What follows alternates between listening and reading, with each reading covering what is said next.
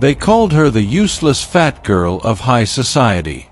But when her own father handed her over to an Apache warrior as punishment, no one imagined that she would find the purest love that had ever existed. In the golden halls of the Vasquez de Coronado mansion, where crystal chandeliers reflected the opulence of one of the most powerful families in Mexico in 1847, lived Jimena, a 24-year-old woman whose name cruelly contrasted with the shame that filled her days. Her robust figure, round cheeks, and honey-colored eyes had been a source of family embarrassment since she turned 15 and failed to attract any suitors at her society debut. "Look at her stuffing herself with sweets again," her mother, Dona Guadalupe, would whisper while watching Jimena from the marble balcony overlooking the main garden. A young lady of her position should have more self-control. The words fell like drops of poison on the young woman's already wounded heart. She had learned to find solace in her grandmother's books and in the sweets she stole from the pantry when no one was looking. Don Patricio Vasquez de Coronado, a 60-year-old man whose gray hair spoke of decades building the family empire, watched his daughter from his office window with a mixture of disappointment and cold calculation. His other 5 children had made advantageous marriages that had expanded both the family's fortune and political influence. But Jimena, his only daughter, had become a burden that grew with each passing year she remained single. The night of the grand ball of the social season had arrived as a last desperate chance. Dona Guadalupe had ordered the most expensive dress money could buy, made of royal blue silk with gold thread embroidery, hoping the opulence of the attire might distract from her daughter's heavy-set figure. But when Jimena descended the marble staircase into the main hall, the murmurs and pitying glances were like daggers stabbing her soul. "Who's going to want to dance with such a whale?" the young Count of Salvatierra had muttered, not bothering to lower his voice. His words were met with nervous giggles from other high society youths, who saw Jimena's humiliation as a cruel form of entertainment. The young woman felt as if the marble floor was opening beneath her feet, but she maintained the composure that years of aristocratic education had taught her. Throughout the evening, Jimena sat with the older matrons, watching as other young women her age danced elegantly with suitors who would never approach her. Her mother-of-pearl fan trembled slightly in her hands as she tried to maintain a dignified smile, but inside she was falling apart piece by piece. When the ball ended and the family returned home in their golden carriage, the silence was more eloquent than any reproach. The next day, Don Patricio summoned his daughter to his office. The walls, lined with law books and maps of his extensive properties, were silent witnesses to the conversation that would forever change Jimena's destiny. The man paced back and forth, his mahogany cane tapping rhythmically against the wooden floor, as he searched for the right words to express his frustration. "Jimena," he finally began, without looking her in the eye. "You are 24 years old. At your age, your mother had already given birth to 3 children and consolidated alliances that greatly benefited this family, but you—" He paused, gesturing vaguely at her. "You have turned out to be a failed investment, a disgrace to the Vasquez de Coronado name." The words hit Jimena like hammer blows. She had heard variations of that speech for years, but never expressed with such crudeness. Her hands clenched into fists in her lap as she struggled to maintain her composure. "I have decided," her father continued, "that it is time to find a definitive solution to your situation. An Apache prisoner arrives at the military fort tomorrow, a warrior captured during the latest skirmishes on the border." Don Patricio stopped in front of his mahogany desk, picking up an official document. "The authorities have agreed to my proposal. You will be given to this savage as his companion. That way, you will at least be useful for something, keeping a dangerous prisoner under control." Jimena's world tilted. For a few seconds, she thought she had misheard. "Father," she murmured with a trembling voice. "I am completely serious," he replied with glacial coldness. "I can no longer support a daughter who contributes nothing to this family. At least this way, your existence will have some purpose. You will prevent us from having to execute the Apache, and you will finally have a husband, even if he is a savage." Jimena stood up slowly, feeling as if she were floating outside her own body. "Are you selling me to a prisoner of war?" she asked, her voice barely a whisper. "I am giving you a chance to be useful for the first time in your life," replied Don Patricio without a shred of compassion. "The Apache's name is Tlakel. Tomorrow you will be transferred to the territory they have assigned him as a reservation. Consider this your arranged marriage, only with someone at your level." That night, as she packed her few personal belongings into a leather trunk, Jimena cried for the first time in years. But amidst the tears of pain and humiliation, something unexpected began to sprout, a strange sense of liberation. For the first time in her life, she would be far from the scornful glances, the cruel comments, the constant feeling of being a living disappointment. At dawn the next day, as the carriage pulled away from the family mansion, taking her toward the unknown, Jimena did not look back. She did not know that she was heading towards an encounter that would transform her life in ways she could never have imagined possible. The Apache territory stretched under the relentless sun like a land forgotten by God, where red rocks contrasted with the intense blue sky and the wind carried stories of freedom and resistance. Tlakel had been brought to this place not as punishment, but as part of a Mexican government experiment, to establish reservations where captured warriors could live in controlled peace instead of being executed. The experiment included providing them with Mexican wives to civilize them and create mixed offspring that would be easier to control. When the dusty carriage stopped in front of the adobe cabin that would be her new home, Jimena stepped down with trembling legs and a heart beating like a war drum. The desert air was unlike anything she had ever known. Dry, hot, charged with a wild energy that made her feel strangely alive. Her silk skirts, so appropriate for the city's salons, looked ridiculously out of place in this arid landscape. Tlakel emerged from the shadow of the cabin like an apparition from legends. He was a 30-year-old man, tall and strong, with skin bronzed by the desert sun and black hair that fell to his shoulders. His dark eyes held the depth of one who has seen both glory and tragedy. And when he laid his gaze on Jimena, she felt as if she were being evaluated by a judge who saw beyond superficial appearances. "This is the woman they send me?" he asked in Spanish, clear but with a marked accent, addressing the captain who had escorted Jimena. His voice had a tone of disbelief that made the young woman's cheeks burn with shame. "Do they think I will accept someone they hand me as if I were a dog being thrown a bone?"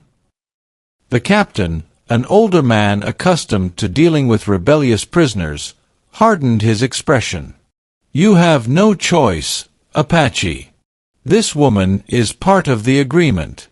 You will treat her with respect, or you will return to the military prison."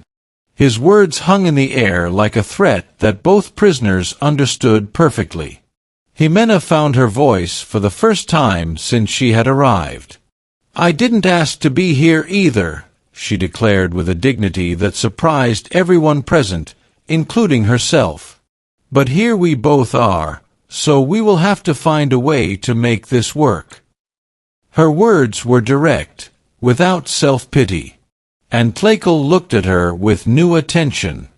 After the captain left, raising a cloud of dust, Jimena and Tlakel were left alone in front of the cabin, two strangers united by circumstances neither had chosen. The silence stretched between them like the desert itself, vast, uncomfortable, but full of unexplored possibilities. "I'm not going to pretend this is a real marriage," Tlakel said finally, crossing his arms over his bare chest. You are an imposition from the Mexican government, a way to humiliate me more than they already have." His words were harsh, but not cruel, as if he were establishing basic rules for their forced coexistence. "I understand," Jimena replied, surprised at her own calmness. "I didn't choose this either. My family sent me here to get rid of me. I suppose we are both prisoners in different ways." It was the first time she had verbalized the truth of her situation with such clarity, and she felt a strange release in doing so. The first few days were a careful dance of avoiding conflict. Tlakel would leave early to hunt and work on the small crops he had established, while Jimena stayed in the cabin, exploring her new home and trying to adapt to a life completely different from everything she had known. The cabin was simple but functional. 2 separate rooms, a kitchen with a stone hearth, and handmade furniture that showcased the warrior's craftsmanship. It was when Jimena found the medicinal herbs drying in the kitchen that she discovered the first point of connection with her forced companion. She immediately recognized several plants her grandmother had taught her to identify in the gardens of the family mansion. Chamomile to calm the nerves, comfrey to heal wounds, willow to relieve pain. Without thinking, she began to reorganize the herbs according to their healing properties. When Tlakel returned that afternoon and saw what she had done, he stopped in his tracks. "How do you know about herbal medicine?" he asked, approaching to examine her work. His voice had lost the hostile tone of the previous days. "My grandmother was a healer before she married my grandfather," Jimena explained, gently touching the dried leaves. "She taught me in secret because my mother considered it improper for a society lady, but I was always fascinated by the idea of being able to help heal people." For the first time since her arrival, Tlakel looked at her with something akin to respect. "I use these plants to treat hunting injuries and minor illnesses, but there are some I don't know how to prepare correctly." He paused, as if carefully considering his next words. "Could you teach me?" That simple question marked the beginning of a subtle but profound transformation in their relationship. Over the following weeks, Jimena and Tlakel spent their afternoons working together with the medicinal plants. He taught her about the specific properties of the desert herbs, while she shared the preparation techniques she had learned from her grandmother. Their hands sometimes brushed as they prepared ointments and tinctures, creating moments of accidental intimacy that neither of them knew how to interpret. One afternoon, while preparing a salve for sunburns, Jimena dared to ask a personal question. "Did you have a family before you were captured?" she asked softly, without looking up from her work. Tlakel remained motionless for a long moment. "I had a wife," he said finally, his voice heavy with a sadness that made Jimena's heart clench. "Her name was Itzayana. She died during an attack by the Mexican army on our village. That's why I became so reckless in battle. I had nothing left to lose." Jimena looked up and saw the raw pain in the warrior's eyes. Without thinking, she reached out and gently touched his hand. "I'm so sorry," she murmured. "She must have been a very special woman to inspire so much love." "She was," he replied, not pulling his hand away. "She was small, delicate, always smiling. The complete opposite of—" He stopped abruptly, realizing what he was about to say. "The complete opposite of me," Jimena completed with a sad but bitterless smile. "Don't worry. I know exactly what kind of woman I am and what kind I am not. I have lived with that reality my whole life." Tlakel studied her with new intensity. "Did your family treat you badly?" he asked directly. "They treated me like a constant disappointment," Jimena answered with brutal honesty. "For as long as I can remember, I have been the fat daughter who is good for nothing. My only value was the name I carried, and even that wasn't enough to get me a husband." She shrugged with an acceptance that had taken years of pain to develop. That night, as they each retired to their separate rooms, as they had done since her arrival, both carried with them a new understanding. They had begun to see each other not as strangers forced to coexist, but as two wounded people who might find solace in each other's company. The months that followed brought subtle but profound changes, both to the desert and to the hearts of its inhabitants. Jimena had established a small medicinal garden behind the cabin, where she cultivated herbs that were best suited to the arid climate. Her hands, once soft and manicured as befitted a society lady, were now calloused from work and stained with earth, but they had never felt more useful. Jimena's physical transformation was evident to anyone who had known her in her previous life. The constant work under the desert sun had tanned her skin and strengthened her body. She had lost weight naturally, not from the strict diets her mother had imposed, but from an active life and simple, nutritious food. But more important than any physical change was the new light in her eyes. For the first time in her life, she felt truly useful. Apache warriors from nearby tribes had begun to come to her when they had injuries or illnesses that traditional healers could not treat. Jimena had developed a reputation as a healer who combined ancestral knowledge with Mexican medicinal techniques, creating treatments more effective than either tradition alone. "The white woman of the desert can cure what others cannot," the warriors would say when they returned to their tribes. And although some elders distrusted a Mexican woman, the results spoke for themselves. Children with dangerous fevers recovered completely under her care. Warriors with infected wounds returned to battle. Women with chronic pain found relief for the first time in years. Tlakel observed these changes with a mixture of pride and something deeper that he dared not name. The woman who had arrived months ago as a government imposition had become an indispensable presence, not only in his life but in the entire community. Every day that passed, he found new reasons to admire her strength, her compassion, her ability to adapt. One full moon night, as Jimena prepared a tincture to treat an Apache elder's arthritis, Tlakel approached, carrying 2 cups of herbal tea he had learned to prepare under her tutelage. The ritual of sharing tea at the end of the day had become their favorite time, when they would talk about everything and nothing, while the desert was robed in silver under the moonlight. "Do you miss your old life?" he asked, sitting on the wooden bench he had built especially for these moments. It was a question he had wanted to ask for weeks, but had never found the right time.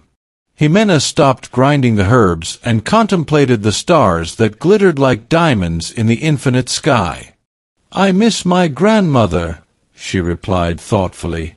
"She was the only person in my family who saw me as something more than a disappointment. But the rest—" She paused, searching for the right words. "No, I don't miss feeling useless every day. I don't miss the pitying looks or the cruel comments. Here, for the first time in my life, I feel I have a purpose." Tlakel studied her profile in the moonlight. The months of life in the desert had transformed not only her appearance but her entire presence. Where he had once seen a defeated woman, he now saw a silent warrior who had found her battlefield in the art of healing. "I do miss my old life," he admitted. "I miss the freedom to ride through the mountains without restrictions, to hunt where I pleased, to live according to the traditions of my ancestors." He paused, his voice becoming softer. "But I no longer miss the loneliness. For a long time after losing Itzayana, I thought I would be alone forever, that a part of me had died with her." Jimena turned to him, feeling they were approaching dangerous emotional territory. "And now?" she asked softly. "Now I wake up every morning hoping to see you working in your garden," he answered with brutal honesty.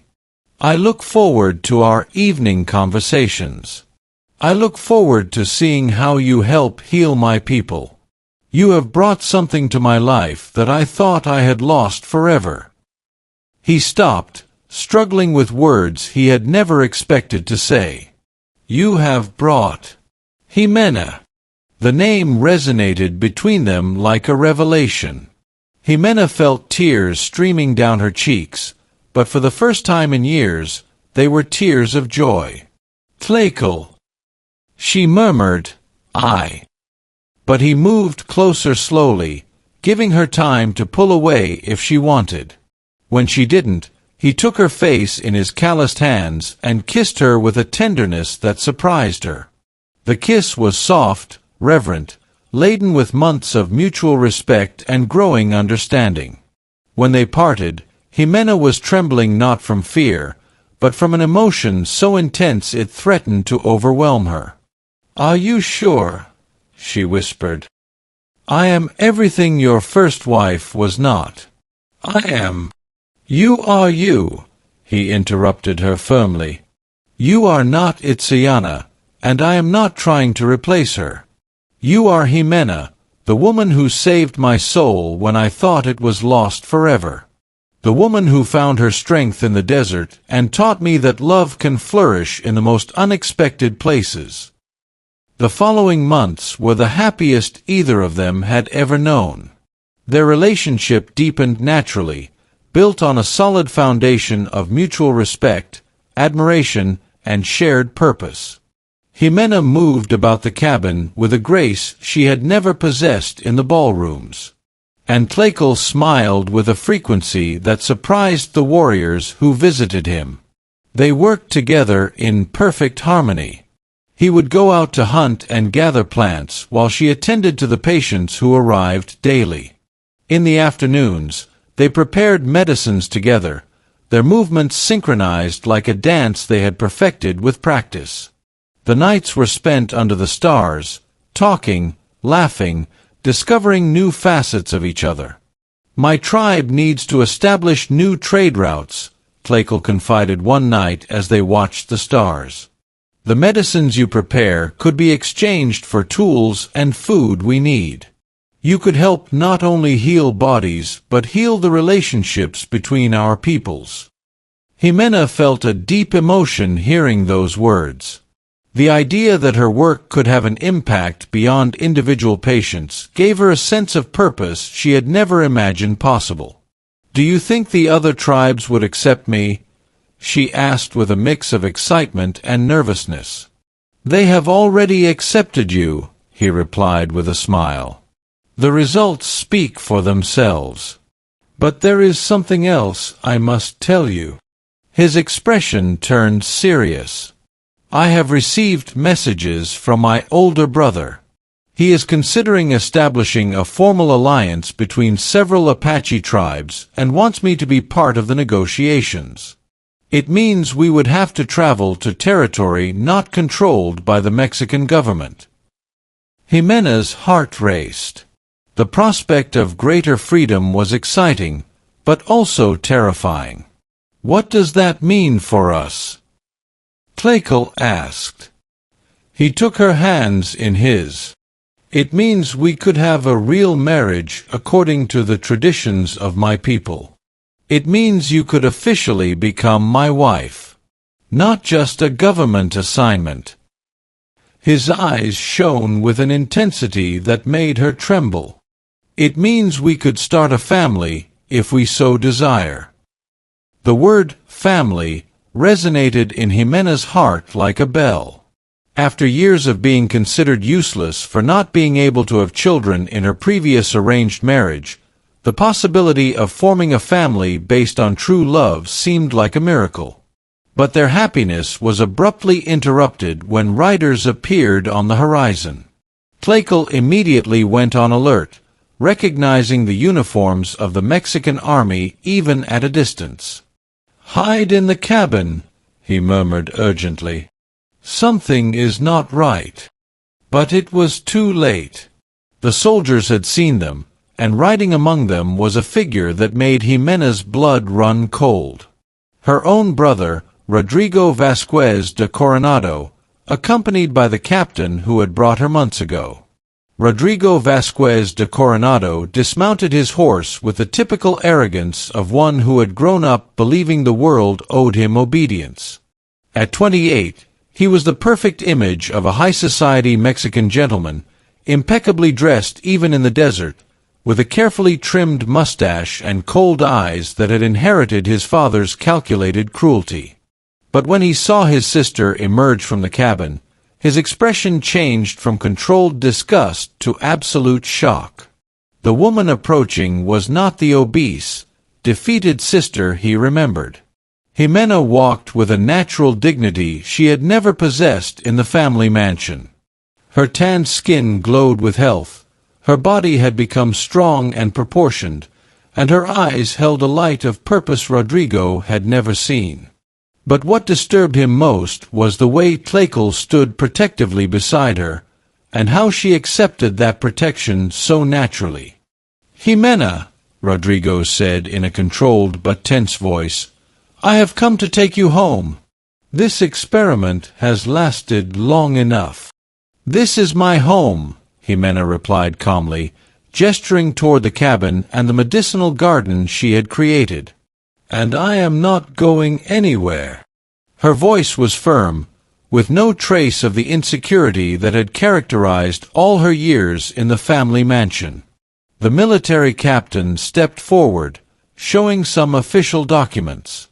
"Señora Vasquez de Coronado, we have received reports that you are being held against your will. As a Mexican citizen, you have the right to return to civilization." Tlakel tensed visibly. "No one is holding her," he declared in clear Spanish. "She is here by her own choice." His hand instinctively moved toward the knife at his belt, but Jimena calmed him with a gentle touch on his arm. "It's true," Jimena confirmed, addressing the captain directly. "I am here because I have found a purpose and a life worth living. I do not need to be rescued from happiness." Rodrigo approached, studying his sister with narrowed eyes. "Look what you've become," he muttered with a mixture of disgust and what might have been envy. "Dressed like a savage, living in a hovel, working with your hands like a common Indian. This is what you call happiness?" "Yes," Jimena replied without hesitation. "I call happiness waking up every morning knowing my life has value. I call happiness being able to help heal people, to be respected for my skills instead of being despised for my appearance. I call happiness being with a man who loves me for who I am, not for the name I carry." The words fell like bombs in the desert silence. Rodrigo exchanged a significant look with the captain. "It's clear they have brainwashed you," he declared finally. "Father sent me with specific instructions. If you do not come voluntarily, I have authorization to take you by force." Tlakel stepped forward, his imposing presence filling the space between the soldiers and Jimena. "You'll have to kill me first," he declared with the quiet certainty of a warrior who had faced death many times. "That can be arranged," Rodrigo replied coldly, signaling to the soldiers accompanying him. 6 armed men surrounded the couple, their rifles aimed directly at Tlakel. Jimena felt her world collapsing. For months she had lived in a bubble of happiness, temporarily forgetting the power her family had to destroy everything she touched. But now reality hit her with brutal force. She was still a Vasquez de Coronado, and that meant she would never be truly free as long as her family decided to reclaim her. "All right," she said finally, her voice breaking slightly. "I will go with you." She turned to Tlakel, whose eyes showed a contained fury that threatened to explode. "I don't want you to get hurt because of me." "No," Tlakel roared, taking her by the shoulders. "I won't let you go with them. We've built something beautiful here. I won't let them drag you back to a life that was slowly killing you." Jimena gently touched his face, memorizing every line, every scar, every expression of desperate love. "If you truly love me," she whispered, "let me protect you. I will find a way to return to you, I promise." The journey back to the city was a nightmare of heat, dust, and tense silence. Jimena rode among the soldiers like a prisoner, while her mind worked feverishly, searching for an escape strategy. Rodrigo rode beside her, casting occasional glances that mixed triumph with what might have been reluctant respect. "Does he really love you?" he finally asked when they were halfway to the city. "Or is he just using you because you're what they gave him?" Jimena looked at him in surprise. It was the first personal question her brother had asked her in years. "He loves me," she replied with absolute certainty. "And I love him. He's the first man who has seen me as a whole person, not as a disappointment to be tolerated." Rodrigo remained silent for several minutes. "Father says you are to be sent to the convent of the Sisters of Charity," he finally informed her. "He says your soul needs purification after this." The convent. Jimena had heard stories about that place. Troublesome women from wealthy families were sent there to be reformed through years of prayer, penance, and total isolation from the outside world. It was a prison disguised as a religious institution. "And what do you think?" Jimena asked, studying her brother's face. "Do you think I need purification?" Rodrigo took a long time to answer. "I think," he said slowly, "that you are the first person in our family who has found something real, something not based on money, power, or appearances." He paused, as if the next words cost him a great effort. "I think Father is jealous because you have found what he never had. True love."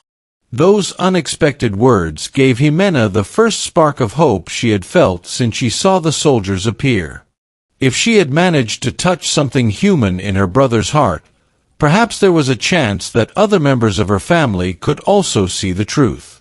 When they arrived at the family mansion at sunset, Don Patricio was waiting for them on the main porch with a grim expression.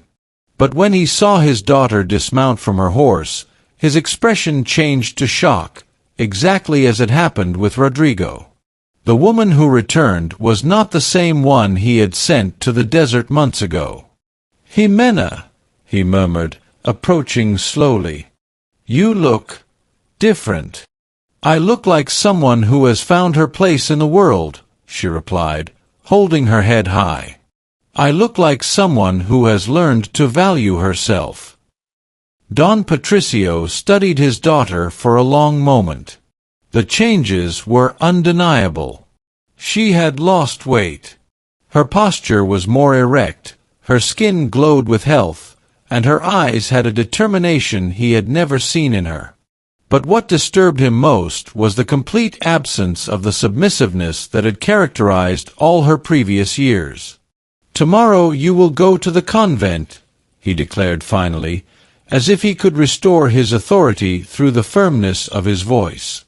"The sisters will take care of cleansing your soul of the pagan influences you have absorbed." "No," Jimena replied simply. "I will not go to the convent, and I will not let you destroy what I have built." The silence that followed was so deep you could hear the night wind whispering through the garden trees. Don Patricio couldn't remember the last time someone in his family had dared to challenge him so directly. The war between Jimena's past and future was about to begin. The news that Jimena Vasquez de Coronado had returned from Apache captivity spread through Mexican high society like wildfire in the dry season. By noon the next day, the family mansion was surrounded by onlookers hoping to see the woman who had lived among savages for months. But the expectations of finding a traumatized victim vanished when Jimena appeared on the main balcony with a dignity that left the spectators speechless. Don Patricio had summoned Father Sebastian, the director of the convent of the Sisters of Charity, to evaluate his daughter's spiritual state. The priest, a 60-year-old man accustomed to dealing with rebellious women from wealthy families, arrived prepared for resistance. What he did not expect was to meet a woman who radiated an inner peace that he himself envied. "My child," Father Sebastian began in a condescending tone, "I understand you have been through a very difficult experience. Prolonged contact with pagans can corrupt the soul in ways that are not always evident. In the convent, we will help you purify your spirit through prayer and penance." Jimena listened patiently before responding. "Father, with all due respect, my soul has never been purer than it is now. I have spent these months serving God through service to others, healing the sick and alleviating suffering. If that is corruption, then I do not understand what virtue means." Her words fell like stones in still water. Father Sebastian exchanged an uncomfortable look with Don Patricio. They had expected to find a broken woman in need of salvation, not someone who spoke of her experience as a spiritual epiphany.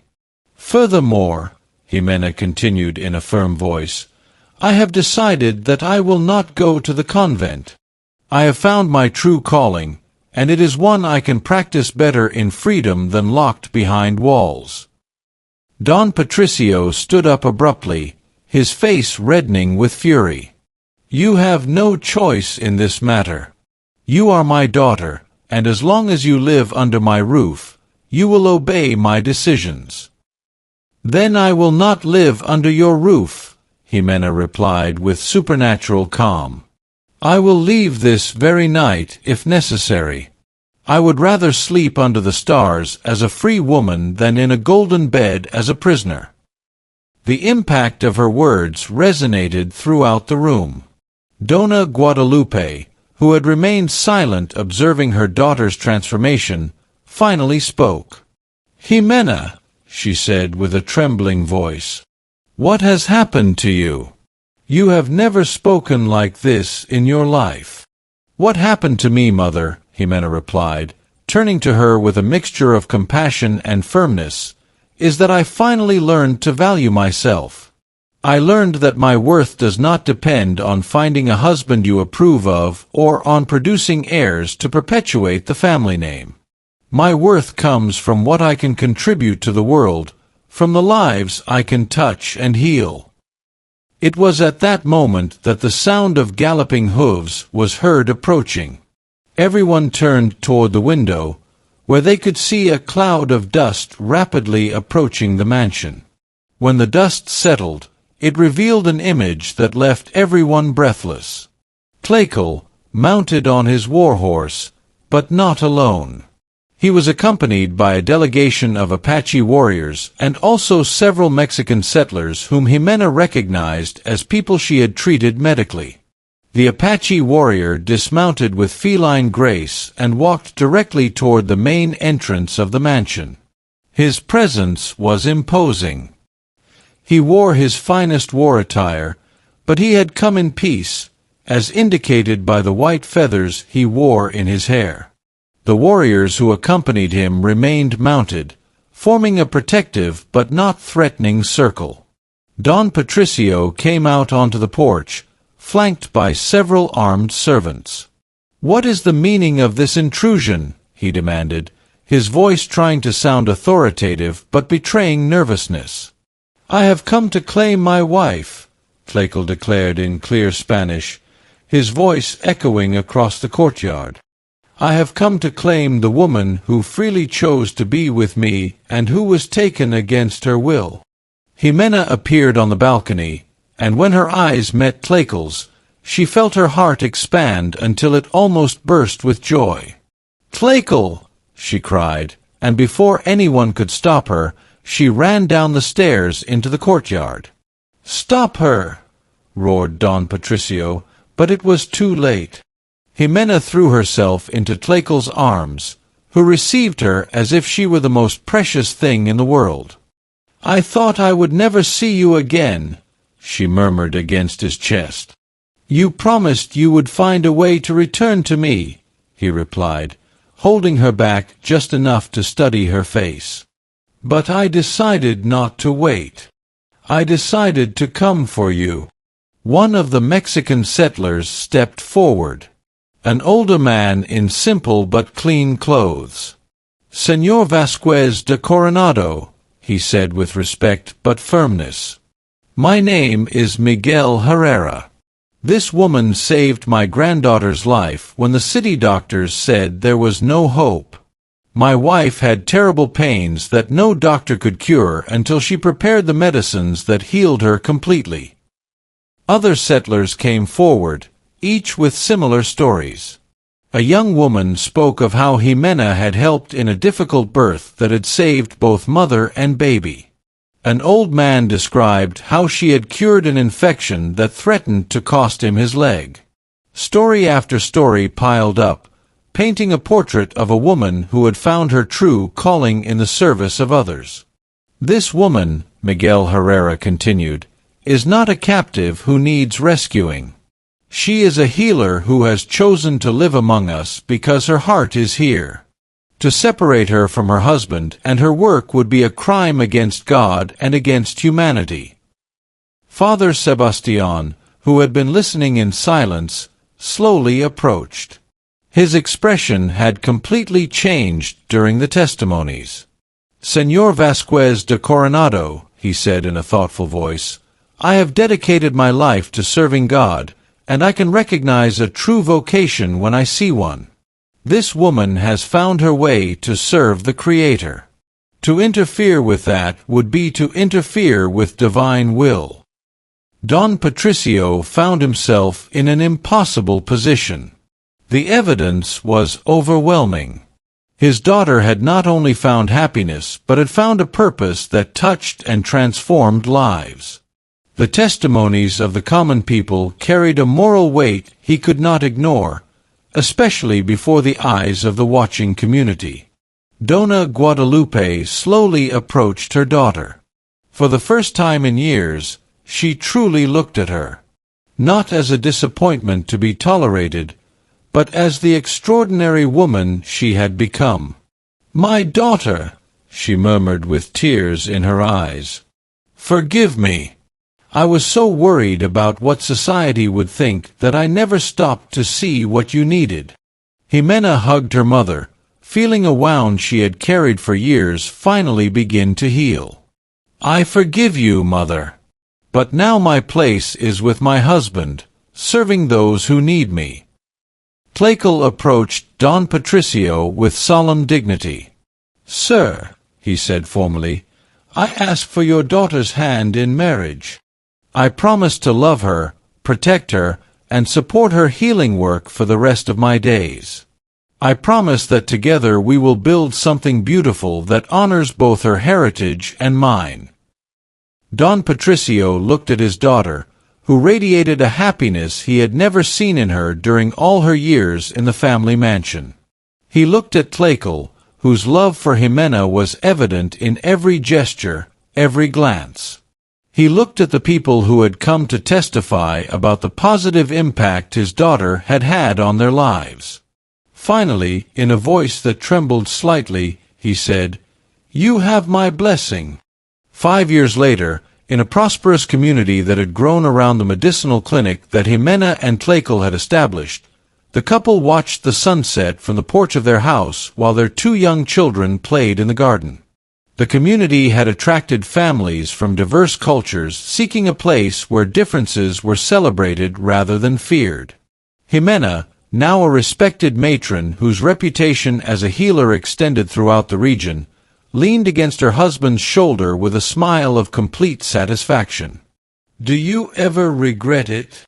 Tlakel asked her, as he had done many times over the years. "Never," she replied, watching her children run among the medicinal flowers they had planted together. I found my place in the world. I found my purpose. I found true love. What more could I ask for? In the distance, the sun set, painting the sky in gold and crimson, blessing a love story that had begun as a punishment and had transformed into the most beautiful of gifts. End of the story.